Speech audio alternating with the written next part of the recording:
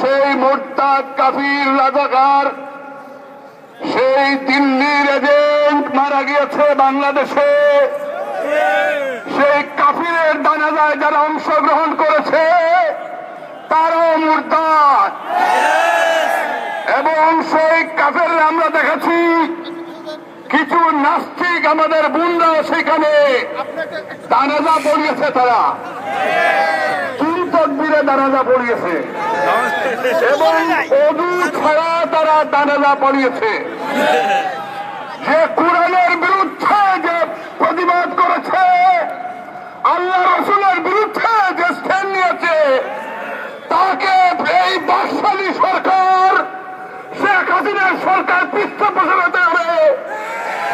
সেই বাকশালীদের কালো হাত ভেঙে দিতে হবে বন্ধু আমার,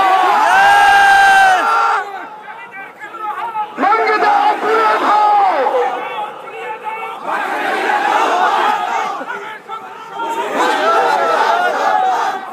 আজকে বাংলাদেশের 90% মুসলমানকে জিম্মি করার চেষ্টা করছে এই সরকার। এই সরকার বাংলাদেশের বাইরে তাদের এই মিশনগুলি, বাংলাদেশ হাই কমিশন